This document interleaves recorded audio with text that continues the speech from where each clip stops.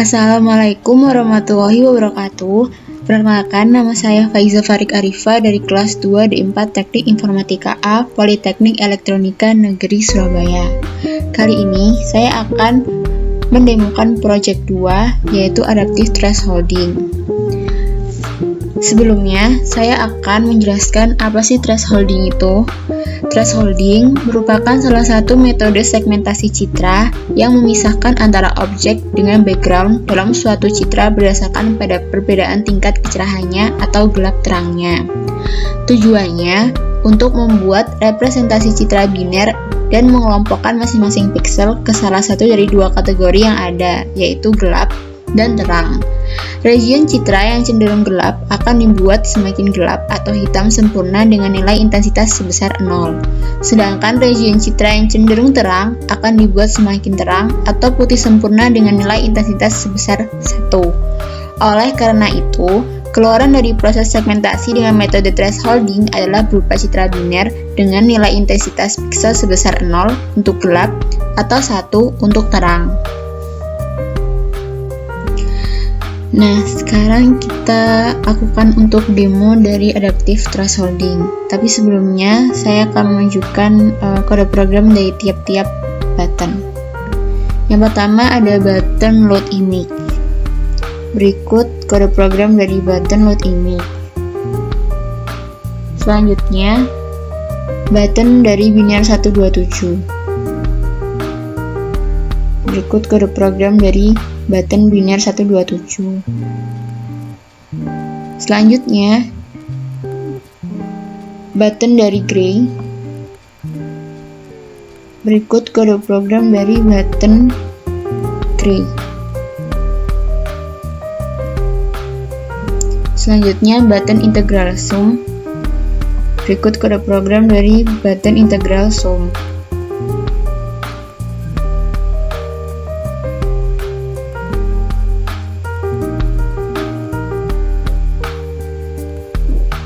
Selanjutnya, button adaptive.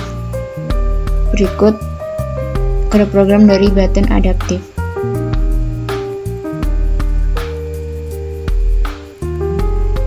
Dan yang terakhir, button final atau final. Berikut kode program dari button final.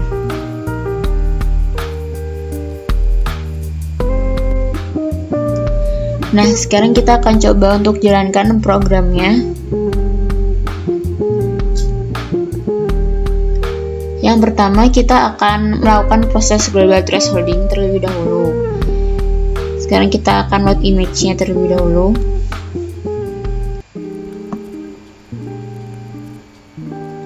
Nah, di sini gambar yang saya pilih memiliki pencahayaan yang kurang, sehingga background pada gambar tersebut memiliki level grayscale yang berbeda. Sekarang kita lakukan biner 127.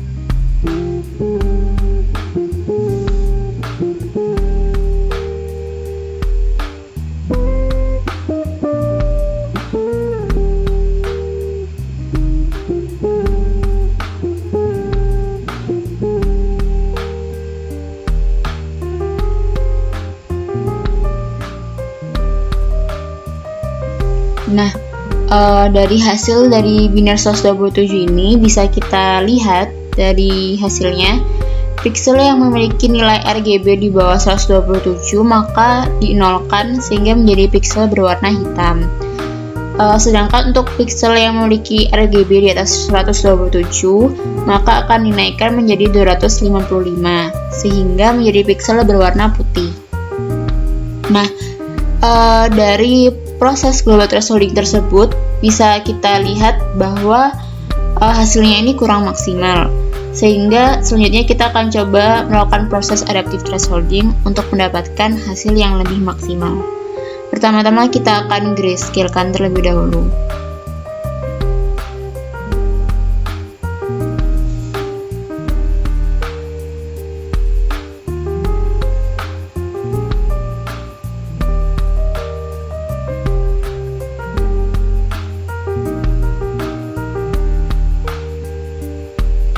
Kemudian kita lakukan integral sum.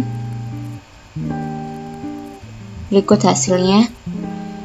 Selanjutnya kita lakukan adaptive.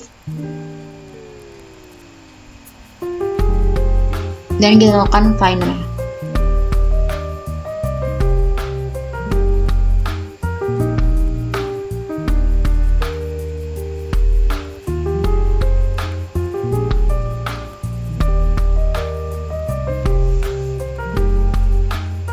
Nah, ini dia hasil dari proses adaptive thresholding.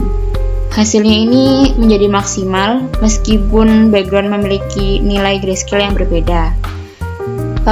Hal ini karena pada proses adaptive thresholding dilakukan pembandingan terlebih dahulu dengan pixel tetangganya.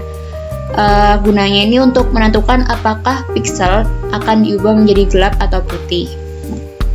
Nah, dari percobaan adaptive thresholding tersebut, kita bisa ambil kesimpulannya bahwa adaptive thresholding akan sangat efektif dan berguna jika diterapkan pada gambar-gambar yang memiliki pencahayaan kurang atau gambar yang memiliki background dan objek dengan gray level yang berbeda. Nah, untuk lebih jelasnya lagi, kita akan coba untuk gambar yang lain. Kita pilih gambar yang lain. Nah, kemudian kita lakukan binario 127. Seperti ini hasilnya. Seperti yang kita tahu, jika pixel pada gambar ini RGB-nya ini kurang dari 127, maka akan dinolkan dan menjadi warna hitam. Dan sedangkan jika pixel RGB-nya lebih dari 127, maka akan dijadikan 255 sehingga warnanya menjadi putih. Kemudian kita lakukan proses adaptive thresholding. Kita grayscale-kan terlebih dahulu. Kemudian kita integral zoom-kan. Hasilnya seperti ini. Kita adaptifkan dan kita lakukan final.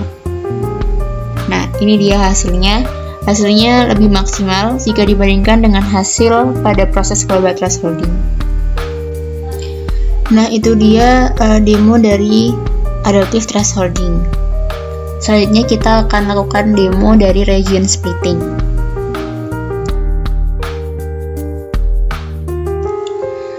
Nah, sekarang kita akan melakukan percobaan untuk demo region splitting. Tetapi sebelumnya saya akan menunjukkan kode program dari region splitting. Di sini terdapat kode program dari tiap-tiap button dan tiap-tiap data grid view.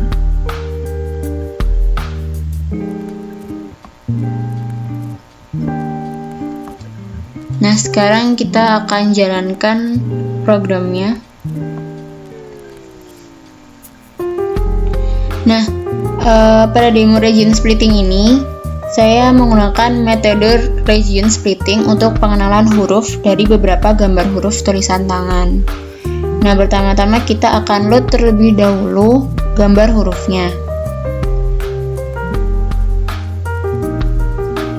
Di sini saya memilih huruf A.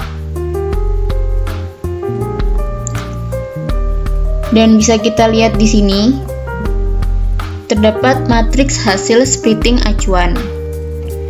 Dan di sini saya menggunakan region splitting 3x3, yang berarti nantinya gambar dari huruf tulisan tangan yang sudah saya load sebelumnya ini akan dibagi menjadi 3 baris.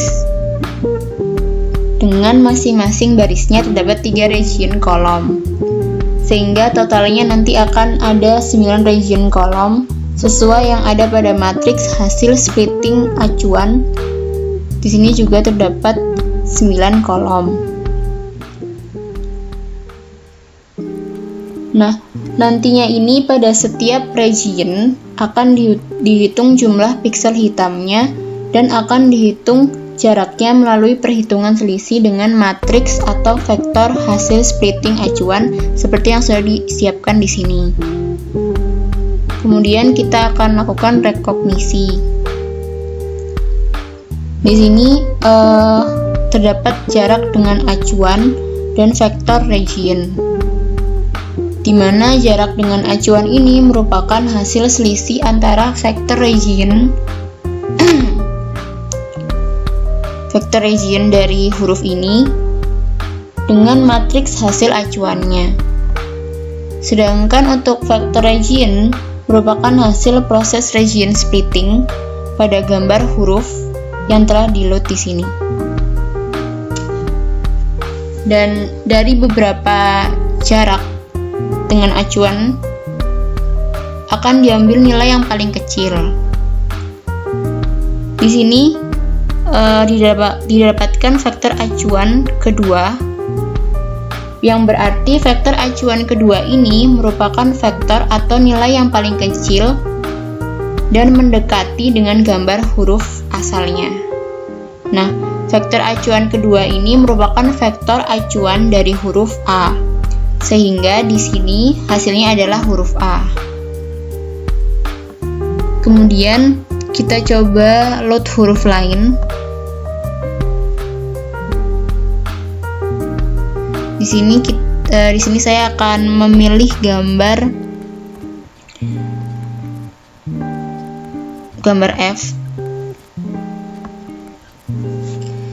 Nah, sekarang kita akan lakukan rekognisi untuk gambar huruf F. Nah, di sini sudah muncul jarak dengan acuan dan vektor region-nya. Dan di sini kita mendapatkan vektor acuannya untuk gambar F adalah 15. Yang berarti vektor acuan ke-15 ini merupakan vektor atau nilai yang paling kecil dan mendekati dengan gambar huruf asalnya. Nah, vektor acuan ke-15 ini merupakan vektor acuan dari huruf F. Sehingga di sini hasilnya adalah huruf F. Nah, kita akan coba untuk load huruf lain. Di sini saya akan memilih huruf